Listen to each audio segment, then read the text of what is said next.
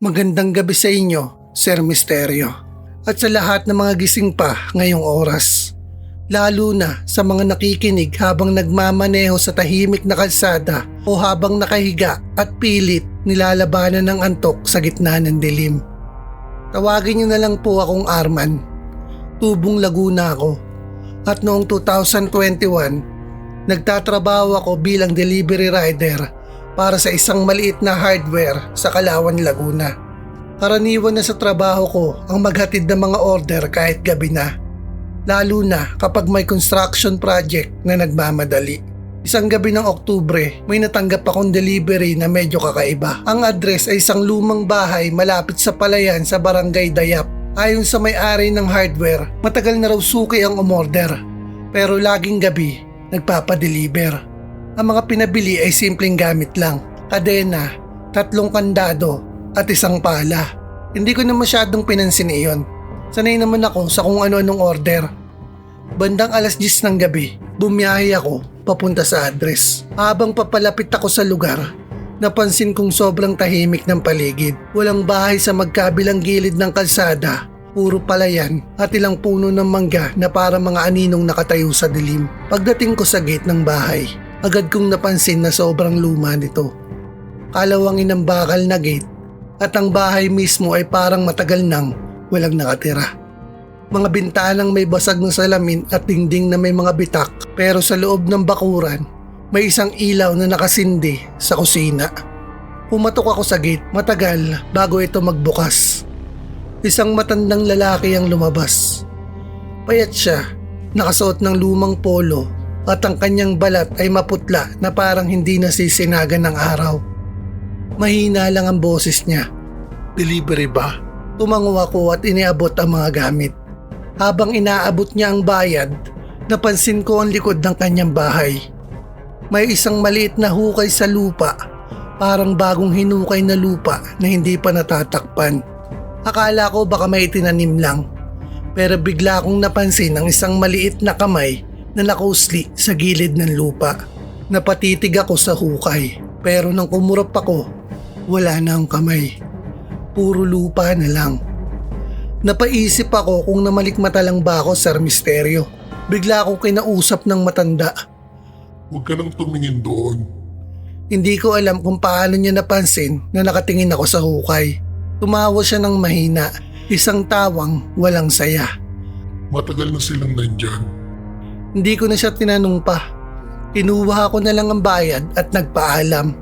Habang papaalis ako sa gate, may napansin akong kakaiba.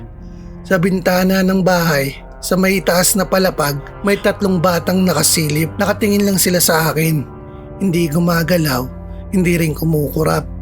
Ang pinaka nakakakilabot pa, Sir Misterio, ay ang kanilang mga mata. Purong itim lang talaga, Sir Misterio. Akala ko mga anak o apo ng matanda. Pero nang tanungin ko siya bago ako umalis, sinabi niyang mag-isa lang daw siyang nakatira sa bahay. Hindi ko na pinilit pang makipag-usap. Mabilis akong sumakay sa motor at umalis. Habang nagmamaneho ako palabas ng palayan, napansin kong parang may sumusunod na ilaw sa likod ko. Akala ko motor din, pero nang tumingin ako sa side mirror, nakita ko ang 3 maliliit na anino na tumatakbo sa gitna ng palayan kasabay ng motor ko. At kahit gaano ko pa pinabibilis ang takbo, hindi sila napag-iiwanan. Hanggang sa makarating ako sa highway, doon lang sila nawala. Kinabukasan, kinuwento ko iyon sa may-ari ng hardware. Bigla siyang natahimik. Tapos sinabi niya ang isang bagay na hindi ko inaasahan. Matagal nang patay ang matandang nakatira sa bahay na iyon. Ayon sa kanya, 2015 pa raw namatay ang matanda. At ang bahay na iyon ay matagal nang walang nakatira.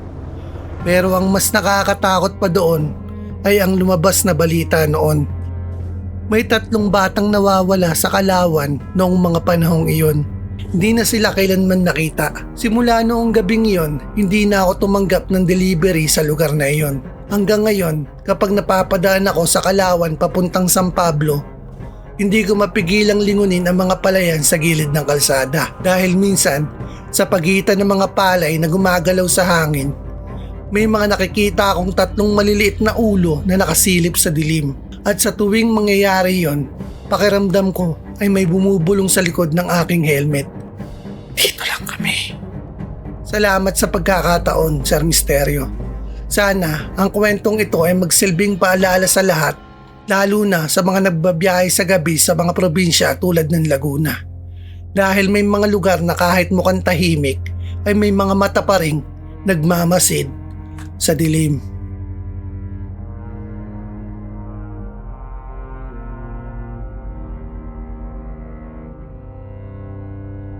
Magandang gabi sa inyo, Sir Misterio.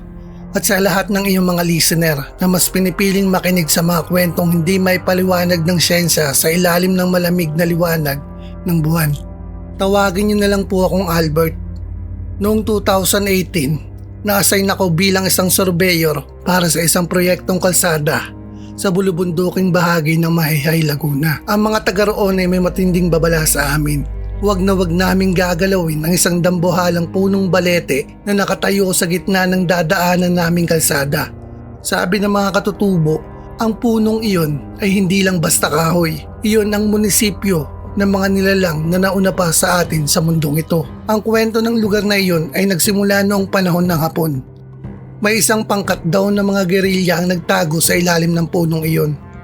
Ngunit tila ay pinagkanulo sila ng kagubatan. Isa-isa silang nawala. Hindi dahil sa bala ng kaaway, kundi dahil sa mga boses na tumatawag sa kanilang mga pangalan mula sa loob ng malalaking ugat ng balete. Ang tanging naiwan ay ang kanilang mga kagamitan na nakasabit sa mga baging. Nakalaunan ay binalot na ng balat ng puno. Dahil sa pressure ng deadline, hindi kami naniwala sa mga sabi-sabi.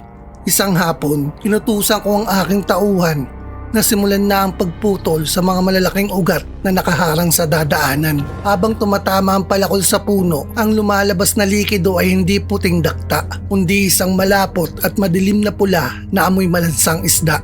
Kasabay nito, ang langit na kanina lang ay tirik ang araw ay biglang nagdilim at bumuhos ang napakalamig na ulan na tila nanunuot hanggang sa aming mga buto. Nang sumapit ang gabi, nagkampo kami sa malapit na puno. Doon nagsimula ang kababalaghan. Habang nakaupo kami sa paligid ng apoy, narinig namin ang isang mahinang pag-awit, isang duyan-duyan o uyayin na boses ng isang babae. Ngunit ang boses ay tila nanggagaling sa loob mismo ng aming mga ulo. Pagtingin ko sa direksyon ng balete, nakita ko ang mga baging nito na dahan-dahang gumagalaw kahit wala namang hangin. Ang bawat baging ay tila may mga daliring mahaba na pilit na inaabot ang aming mga tolda.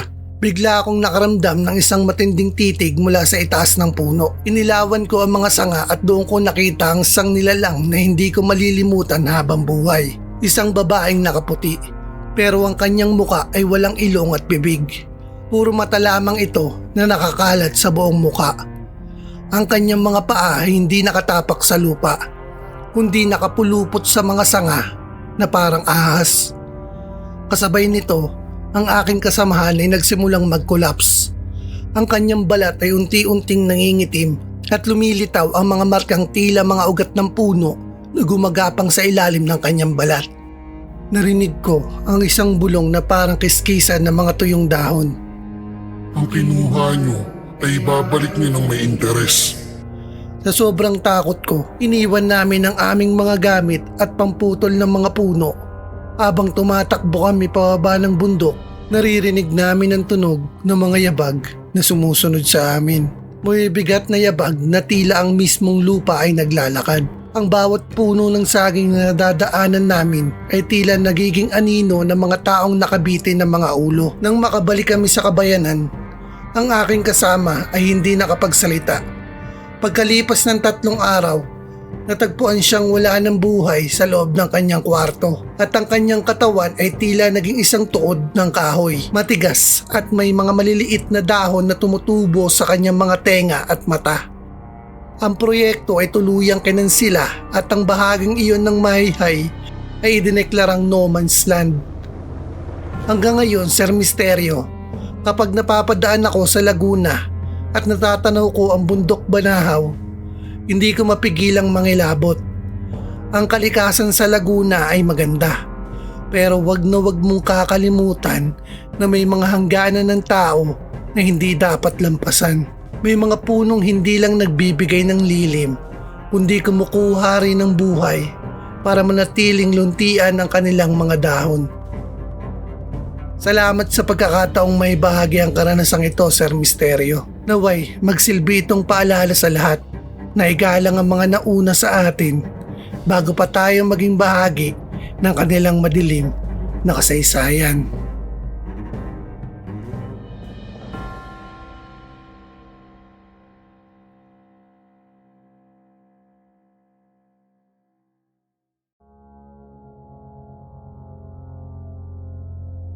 Magandang gabi sa inyo, Sir Misterio. At sa lahat ng mga gising pa sa mga oras na ito na tanging kasama ay ang huni ng kuliglig at ang sariling kaba sa dibdib. Tawagin niyo na lang akong Borgie. Noong 2019, bago pa mag-lockdown, nakahanap ako ng murang paupahan sa isang lumang compound sa San Pedro, Laguna.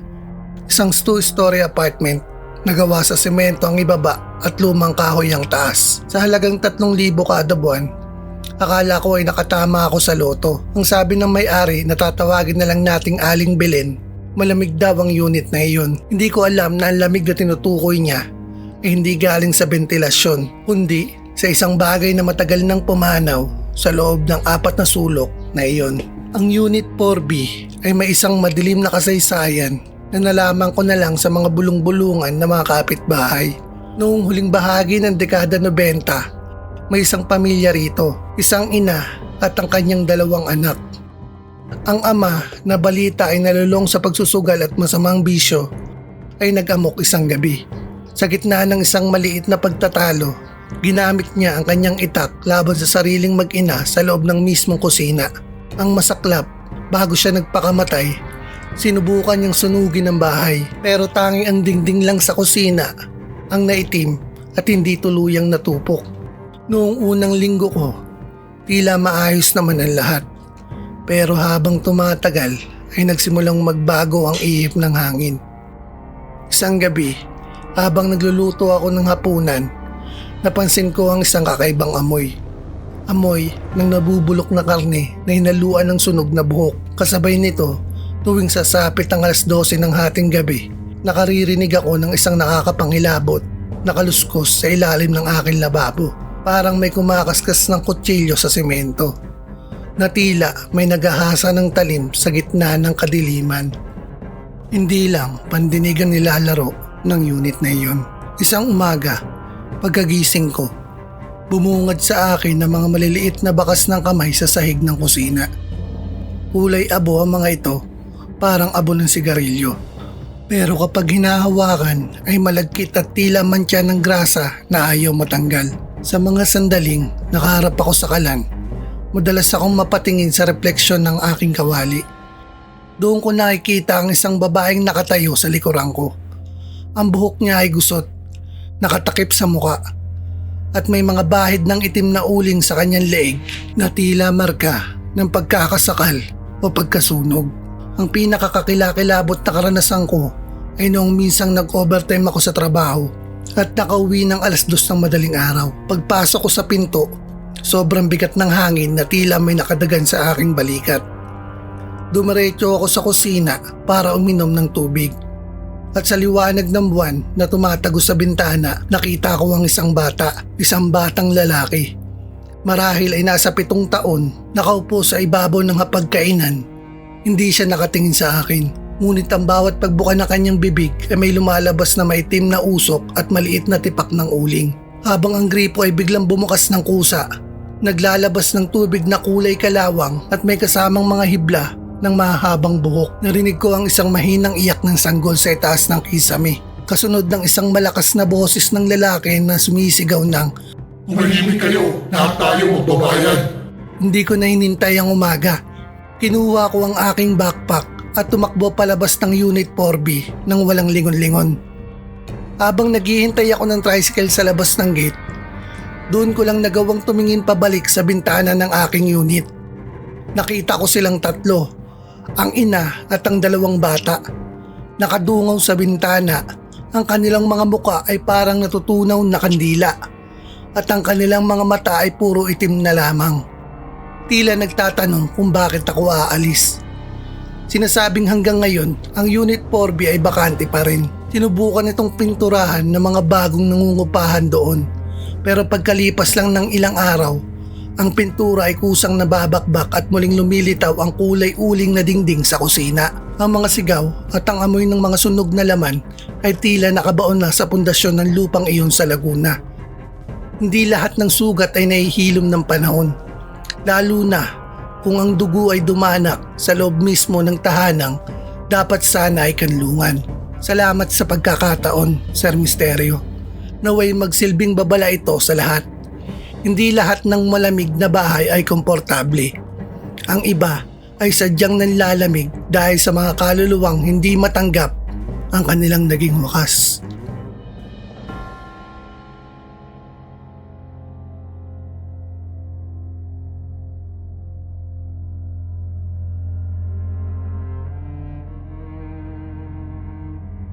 Magandang gabi sa inyo, Sir Misterio.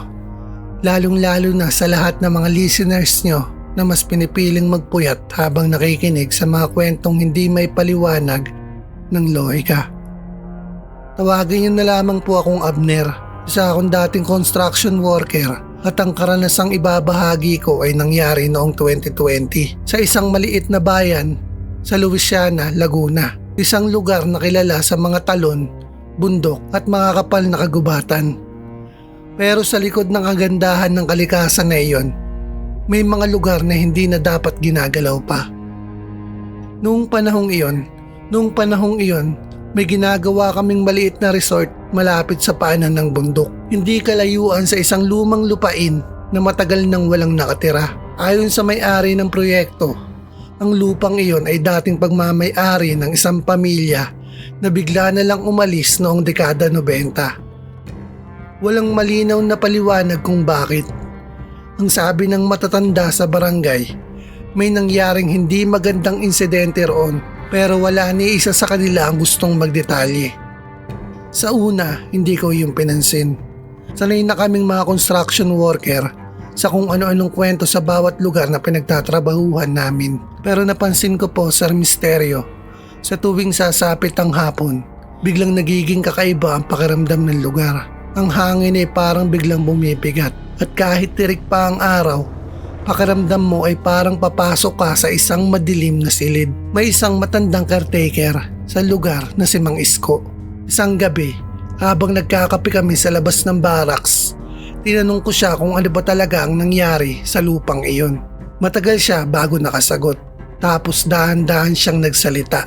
Ayon kay Mang Isko, noong dekada 90 raw ay may mag-asawang nagtayo ng bahay sa gitna ng lupain na iyon. Mayroon silang isang anak na babae na mga 8 taong gulang pa lamang. Tahimik lang daw ang pamilya, pero madalas na napapansin ng mga kapitbahay na may kakaibang nangyayari sa bahay nila tuwing gabi. Madalas daw may naririnig na parang nagbabasag na mga plato. May mga pagkakataon din na may sumisigaw na babae. Pero kinabukasan, parang walang nangyari. Hanggang sa isang gabi, may nakita raw ang isang magsasaka na naglalakad pa uwi. Sa bintana ng bahay ng pamilya, nakita niya ang batang babae na nakatingin sa labas. Pero ang kakaiba, ang bata raw ay nakapikit.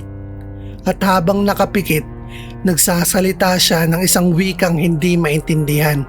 Pagkalipas ng ilang linggo, bigla na lang umalis ang pamilya. Iniiwan nila ang bahay at mula noon, wala nang tumira roon. Akala ko kwento lang iyon para takutin ang mga bagong tao sa lugar. Pero makalipas ang ilang araw, nagsimula akong makaranas ng mga bagay na hindi ko maipaliwanag. Isang gabi, bandang 2:00 ng madaling araw, nagising ako dahil sa isang tunog. Parang may naglalakad sa labas ng barracks. Mabagal at napakabigat ng bawat yabag. Naisip kong baka isa sa mga kasamahan ko ang nagising para umihi o magyosi. Pero nang sumilip ako sa bintana, wala akong nakitang tao. Ang nakita ko lang ay ang lumang bahay sa kabilang bahagi ng lupa. Tahimik ito, madilim, pero habang nakatingin ako roon, biglang may ilaw na sumindi sa loob ng bahay. Dahan-dahan itong nagliwanag sa isang bintana. At sa loob ng ilaw na iyon, nakita ko ang anyo ng isang batang babae. Nakatayo siya sa gitna ng kwarto. Mahaba ang buhok niya at ang ulo niya ay nakatagilid ng sobra. Parang nabali ang leeg. Akala ko guni-guni ko lang. Pero bigla siyang gumalaw. Dahan-dahan siyang lumapit sa bintana at kahit madilim ang paligid, malinaw kong nakita ang kanyang muka. Ang kanyang mga mata ay puro puti. Habang nakatingin siya sa direksyon ko, bigla siyang ngumiti. Isang ngiti na sobrang lapad. Napatras ako sa sobrang takot noon, Sir Misteryo. Kinabukasan, sinabi ko iyon kay Mang Isko. Hindi na siya nagulat. Sa halip, parang inaasahan na niya iyon. Ayon sa kanya, may mga taong nagsasabi na ang bata raw na iyon ay hindi kailanman umalis sa lugar. May nakakita raw sa kanya na naglalakad sa pagitan ng mga puno tuwing madaling araw. At may ilan ding nakarinig ng mahina niyang pag-awit sa gabi. Pero ang pinaka nakakatakot na kwento ay ang nangyari sa isang grupo ng kabataan noong 2015. Dahil na curious daw ito, pumasok daw sila sa lumang bahay para mag-video. Kinabukasan, natagpuan ng isa sa kanila sa loob ng bahay. Wala na siyang buhay. Ang kanyang mukha ay nakangiti. Pero ang kanyang mga mata ay nakadilat ng sobrang laki. Parang may nakita siyang bagay na hindi dapat makita ng tao. Simula noong gabing narinig ko ang kwentong iyon, Sir Misteryo, hindi na ako mapalagay sa barracks. At isang gabi, nang muli akong magising sa parehong oras, 2:00 ng madaling araw, narinig ko ulit ang tunog ng mga yabag. Pero Jesmal, hindi na ito nasa labas. Ang yabag ay nasa loob na ng barracks. Dahan-dahan itong lumapit sa higaan ko. Hindi ako gumagalaw, hindi ako humihinga ng malalim. Nakatitig lang ako sa kisame hanggang sa maramdaman ko ang isang malamig na hangin sa gilid ng mukha ko at may isang mahinang boses ng bata na bumubulong. Bakit ka tumitingin sa bahay namin? Hindi ko na hinintay ang susunod na pwedeng mangyari. Kinabukasan, nagpaalam na ako sa trabaho. Iniiwan ko ang proyekto kahit hindi pa tapos. Hanggang ngayon, kapag nakikita ko sa TV ang Luciana Laguna, hindi ko maiwasang maalala ang bahay na iyon sa gitna ng kagubatan. Dahil ayon sa mga taga roon, hanggang ngayon raw ay may nakikita pa ring ilaw na sumisindi sa lumang bahay tuwing 2:00 na madaling araw.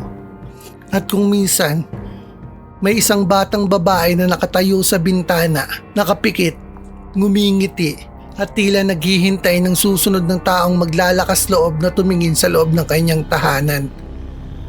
Maraming salamat po sa pagkakataon, Sir Misteryo, at sa lahat ng nakikinig ngayon. Kung sakaling mapadaan kayo sa mga liblib na lugar ng Laguna sa gabi at may nakita kayong lumang bahay na may ilaw sa bintana, mas mabuti pang wag na lang kayong tumingin sa loob dahil may mga bagay na mas mabuting manatiling nakatago sa dilim.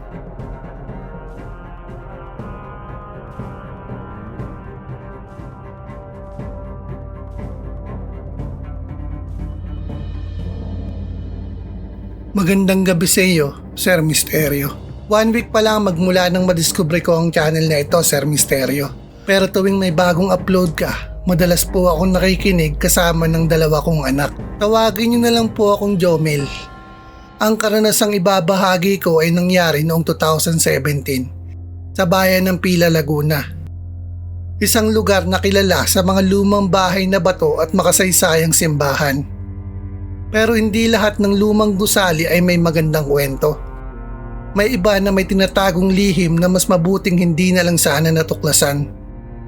Noong panahong iyon, nagtatrabaho ako bilang electrician para sa isang kontraktor na gumagawa ng restoration sa isang lumang bahay na bato malapit sa lumang plaza ng bayan. Ang bahay ay pagmamay-ari raw noon ng isang mayamang pamilya noong panahon pa ng mga Kastila. Ayon sa mga dokumento nito, mahigit 100 taon na ang edad ng bahay. Pero ang mas kakaiba doon, halos 30 taon na itong walang nakatira. At sabi ng caretaker ng property, may ilang pamilya na raw ang nagtangkang tumira roon noon.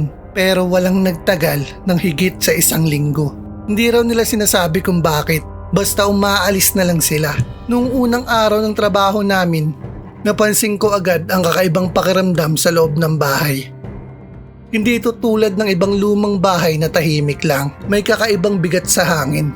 Parang bawat hakbang mo sa sahig, ay may kasamang pakiramdam na may nakamasid sa iyo mula sa dilim ng mga sulok. Habang nag-i-inspect ako ng lumang wiring sa ikalawang palapag, may napansin akong isang pinto sa dulo ng hallway. Ang kakaiba ay nakakadena ito mula sa labas. Sobrang kapal ng kadena at may dalawang malaking kandado. Tinanong ko ang caretaker kung bakit nakakandado iyon. Bigla siyang natahimik. Pagkatapos ay sinabi niyang wag na raw naming pakialamanan ang kwarto na iyon. Pero likas sa tao ang pagiging mausisa. Kinagabihan, habang pauwi na ang karamihan sa mga kasamahan ko, napansin kong naiwan ang susi ng isa sa mga kandado sa mesa ng caretaker. Hindi ko alam kung bakit ko ginawa iyon. Siguro dala ng curiosity. Bumalik ako sa ikalawang palapag, tahimik ang buong bahay. Ang mga kahoy sa sahig ay gumagawa ng mahihinang langit-ngit sa bawat takbang ko. Pagdating ko sa pinto, unti-unti kong tinanggal ang mga kandado.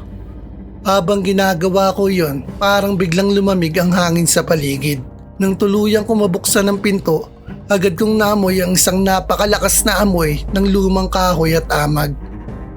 Ang kwarto ay halos walang laman. May isang lumang kama, isang maliit na lamesa, at isang malaking salamin na nakasandal sa dingding. Pero ang pinakakakaiba sa lahat ay ang mga marka sa sahig. Parang may paulit-ulit na guhit ng kuko sa mga kahoy. Parang may taong pilit na kumakamot sa sahig sa loob ng mahabang panahon. Habang tinitignan ko ang mga marka, bigla akong narinig ang isang mahina at paus na tunog. Parang may bumubulong. Sa una, akala ko hangin lang, pero nang tumahimik ang paligid, malinaw kong narinig ang bulong. Buksan mo. Napalingon ako sa salamin. Sa loob ng salamin, nakita ko ang sarili kong refleksyon, pero may isang bagay na hindi tama. Sa likod ng aking refleksyon, may isa pang aninong nakatayo. Isang babaeng nakasuot ng lumang damit. Mahaba ang buhok niya at halos matakpan na ang kanyang muka. Napalingon ako sa likod ko. Wala namang tao. Pagtingin ko ulit sa salamin, nakalapit na siya sa likod ko. Halos nasa likod na ng balikat ko ang kanyang muka. Sa sobrang takot ko, napaatras ako at natumba ang isang lumang upuan. Tumunog ito ng malakas sa sahig. Pagkakita ko ulit sa salamin, wala na ang babae. Pero may bagong marka na sa salamin. Isang marka na parang ginawa ng daliri sa alikabok. 3 salita lamang ang nakasulat. Bakit mo ako ginising? Kinabukasan, sinabi ko ang nangyari sa caretaker. Namutla siya. Matagal siyang hindi nagsalita. Pagkatapos ay sinabi niya ang isang bagay na hanggang ngayon ay hindi ko makakalimutan. Noong panahon daw ng mga Kastila, ang bahay na iyon ay pagmamay-ari ng isang mayamang pamilya. Meron silang anak na babae na pinagbintangang sinapian ng masamang espiritu. Dahil sa takot, ikinulong daw siya ng kanyang sariling pamilya sa isang kwarto sa ikalawang palapag, ang parehong kwarto na binuksan ko. Ilang araw siyang nakakulong doon. Ayon sa kwento, naririnig daw ng mga katulong ang pagkakamot niya sa sahig at dingding gabi-gabi. Hanggang sa isang araw, tumigil na ang mga tunog. Nang buksan nila ang pinto, natagpuan nila ang babae na wala ng buhay. Ang katawan niya ay nasa tabi ng salamin. Ang kanyang mga kuko ay duguan at halos mapunit na. Mula noon, ang kwartong yon ay isinara. Hindi na raw ito binubuksan muli hanggang sa gabing binuksan ko ang pinto. Hindi na ako bumalik sa bahay na iyon pagkatapos ng araw na yon. Iniwan ko ang trabaho kahit hindi pa tapos ang proyekto. Pero hanggang ngayon, may isang bagay na hindi ko may paliwanag. Tuwing tumitingin ako sa salamin ng matagal, minsan pakiramdam ko ay may isa pang refleksyon na gumagalaw ng bahagya sa likod ko. At sa ilang pagkakataon, kapag tahimik na ang paligid, parang may naririnig akong mahina at gasgas na boses na bumubulong. Isara mo ulit ang pinto. Maraming salamat sa iyo, Sir Misterio, sa pagkakataong maibahagi ko ang karanasang ito. At sa lahat ng nakikinig ngayon, kung sakaling mapadpad kayo sa mga lumang bahay sa Pila Laguna o sa kahit anumang lumang gusali na may kwarto na matagal nang nakalak, may dahilan kung bakit iyon isinara.